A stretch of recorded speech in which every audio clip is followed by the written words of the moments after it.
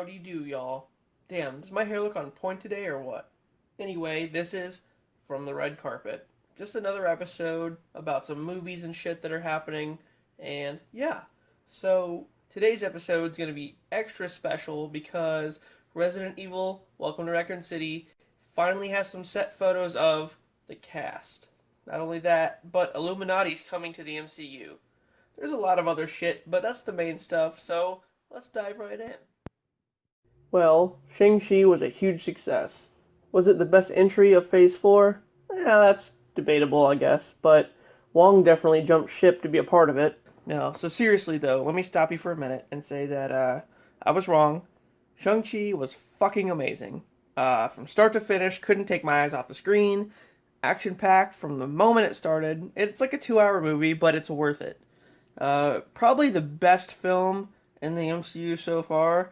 And yeah, like Spider-Man, Iron Man 3, there's a shit ton of good ones. Endgame, it was better than Endgame.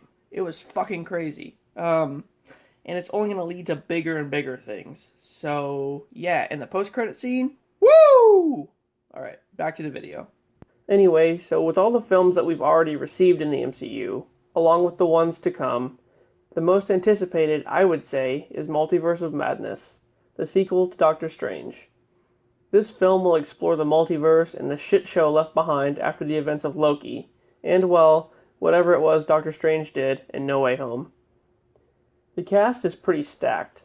In addition to these, we're also getting Nightmare, who I heard is being played by Eva Green, Captain Carter, played by Hayley Atwell, and of course, Toby. Is Toby confirmed? Well, he's definitely in No Way Home, so you tell me. Also, we'll be seeing Balder the Brave, who is Thor's half-brother. In the comics, Balder is the only son of Odin who is actually born of Frigga, whereas Thor was technically from Gaia. But hey, it's the MCU, so they change shit around. Also, in the last episode, I mentioned that Scarlet Witch would be facing off against an X-Men character from the Fox films. Well, it turns out Patrick Stewart is our guy. Wanda will be facing off against not only Professor X, but the entire Illuminati. What's the Illuminati, you may ask? Well, the Illuminati was a team formed directly after the Kree-Skrull War in the comics. The team consisted of the leaders of each group. So we had Namor from Atlantis, Iron Man from the Avengers, Mr. Fantastic from Fantastic Four, Black Bolt from the Inhumans, Doctor Strange from, well, Doctor Strange, Black Panther from Wakanda, and of course, Professor X from the X-Men. Each member of the team represents something different and brings a different perspective to the team, which was established as a superhero-type government to assess any type of threat, whether it be supernatural, otherworldly, mutant, or whatever else. At some point in the film, Scarlet Witch will come across this team and fight them, or a variation of, seeing as to how Black Panther is no longer with us and Reed Richards has yet to be introduced. Still, the fight is going to be incredible. It looks like Mark Ruffalo won't just be appearing in the She-Hulk series, but is set for a cameo in Moon Knight. Recently, he was seen on set with Oscar Isaac. I don't know much else about this, but I wonder what kind of involvement he'll have. The Ms. Marvel series has found an antagonist in that of the Inventor. Along with Iman Vellani, the series will have Randy Havens from Stranger Things playing Charles Worthy, aka the Inventor. The origin of this guy is a bit much, so be prepared. In the comics, a scientist named Gregory Knox cloned Thomas Edison, but during the process, the clone's DNA got contaminated by Knox's pet cockatiel. So he's like a bird person? I don't know.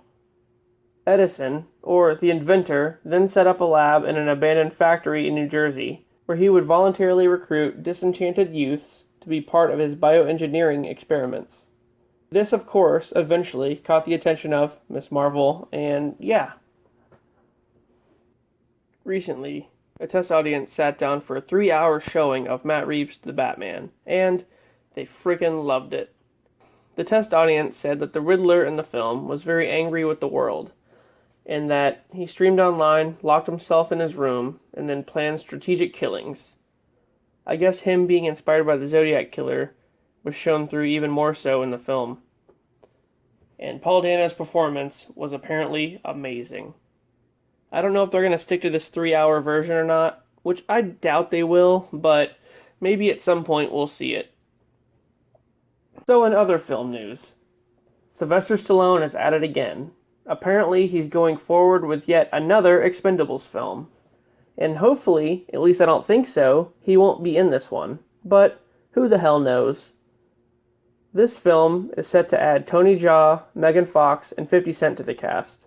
And that's about all I know for right now. But, yep, we're getting a part 4, so prepare for that. Alright, so now the real news. We all know Resident Evil Welcome to Raccoon City is coming out in November, and us true RE fans just cannot wait. Anything is better than that Anderson stuff. Anyway, the film will combine the events of the first 2 games, with the STARS team in the mansion, and then Leon and Claire in the RPD. We've already got some awesome set photos. There's the Raccoon Police Department, Kendo's gun shop, the orphanage, the mansion, and even the STARS helicopter. But no clue as to what the cast will look like in costume. Until today. Recently, these photos dropped featuring the cast. Here we have Avon Gorja, or Joja? I still can't say this guy's name. And Kaya Scodelario as Leon Kennedy and Claire Redfield. They look like they're right out of the RE2 remake, really. I was unsure of how the costumes would look, but I'm glad they went with the more updated version rather than the older ones. I mean, to be fair, this version of Leon's suit just looks more realistic. Could you imagine him in the original design? 'Cause, yeah. And Claire, well, she just looks amazing. I'm not sure of what the backdrop is here. They may be in the basement of the RPD, maybe they're talking with Ben Bertolucci, or maybe they're being confronted by Birkin. Because yes, William Birkin is in the movie.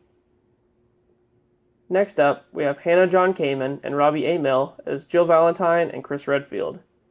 It looks like they're entering the mansion for the first time here. So Chris's design is basically right out of the game. He's got the STARS vest and the white shirt. It looks fantastic. Jill's design changed a little bit, but I don't hate it. She's wearing a blue tactical STARS vest, which is just fine. I guess the beret and the shoulder patch didn't seem realistic. Maybe they were just a bit much. Oh well. And now, if you zoom out, you can also see Richard Aiken in front of them, and of course, Albert Wesker leading the group. Tom Hopper looks frickin' gigantic here. I mean, I know he's a tall dude, but still. And they gave him the blonde hair, except it's buzzed, not brushed back like he normally has it. But I'll allow it. He too has on the STARS gear, in all black, so it's close enough. And Aiken wasn't with them when they entered the mansion, at least in the game. It was actually Barry, but maybe they have a reason for this. And really, at this point in the game, Richard was already bitten by the yawn and was laying there poisoned by the attic. So maybe that'll actually happen later in the film. Alright guys, well the last photo I have for you is that of Nightmares. We have a decent look at what Lisa Trevor will look like. Now, I don't know if she's replacing the Tyrant as one of the BOWs, but her being included is just awesome. So, here she is. Hands bound, and she's all fucked up looking. It looks like she's wearing a mask of her own face, with her hair sticking out through the eye holes. And yeah, she's obviously lost a lot of hair on top of her head there. It's almost like a Bayonetta monster, or like something from Silent Hill. I don't know, it's just fucked up looking. But they did a great job. I wonder if she'll keep her normal origin of being the architect George Trevor's daughter. If you guys aren't familiar with Lisa Trevor, after George Trevor was hired to build the mansion by Oswald Spencer in the first game, he and his wife were killed by Umbrella, and their daughter Lisa was subjected to years and years of testing with the T-virus. But her body eventually became one with the virus, and it mutated her severely, to the point of her skin actually just falling off. So, still being somewhat self-aware, she fashioned the faces of other test subjects into a mask. And then she just roams around aimlessly underneath the mansion looking for her parents because she doesn't know that they're dead. Lisa's body actually bonded with the virus so well that it was actually ground zero for what would become the G-virus. You can see here she's got the eyeball tumors and stuff, just like Birkin did.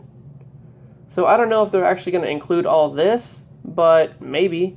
I mean, Birkin's in the film too, so maybe, you know, they get it from her, and then he gets it later on in the film, and maybe he's like the main villain of the movie. I don't know. But still, she looks scary as fuck. Alrighty then, this has been episode 18 of From the Red Carpet. Thanks for watching, guys. If you like my content, please like and subscribe for more. And of course, I'll see you on the next one.